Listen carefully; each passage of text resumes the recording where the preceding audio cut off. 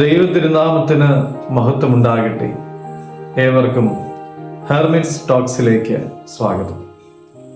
ഇത് ഹെർമിറ്റ്സ് ടോക്സിന്റെ 945 ദിവസം. ഇന്നത്തെ പ്രഭാത ചിന്ത ശുദ്ധമുള്ള ലൂക്കോസ് 10-ാം അധ്യായം 5-ാമത്തെ തിരുവചനമാണ്. ഏത് വീട്ടിലെങ്കിലും നിങ്ങൾ ചെന്നാൽ ഈ വീടിന് സമാധാനം എന്ന് ആദ്യം പറയുക. കലാപവും ഭയവും അശാന്തിയും നിറഞ്ഞതായ ലോകത്ത് സമാധാനത്തിൻ്റെ ദൂതന്മാരായി ഞാനും നിങ്ങളുമൊക്കെ മാറണം എന്നുള്ള ആഗ്രഹമാണ് ഈ തിരുവചനത്തിൽ കാണുവാനായിട്ട് സാധിക്കുന്നത്.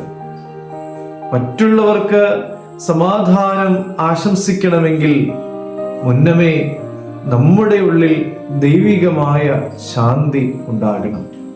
പ്രാർത്ഥനയും ദൈവത്തിൻ്റെ വചനവും ആ ദൈവിക സമാധാനം നമുക്ക് നൽകും.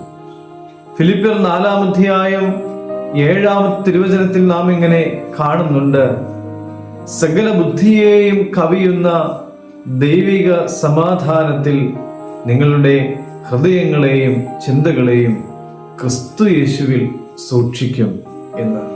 പ്രിയമുള്ളവരെ, ഭിന്നതയിലായിരിക്കുന്നവർക്ക് സമാധാനത്തിൻ്റെ നല്ല വാക്കുകൾ പകർന്നു നൽകുവാനും കഷ്ടപ്പെടുന്നവർക്കായി പ്രാർത്ഥിക്കുവാനും നമ്മൾ നേരിൽ കാണുന്നവർക്ക് ഒരു പുഞ്ചിരിയിൽ പൊതിഞ്ഞതായ ആശംസകൾ പകരുവാനും നമുക്ക് സാധിച്ചാൽ ഈ ദൈവികമായ ശാന്തി പകർന്നു നൽകുന്നവരായി, അതിൻ്റെ ദൂതന്മാരായി മാറുവാനായിട്ട് എനിക്കും നിങ്ങൾക്കുമൊക്കെ സാധിക്കും.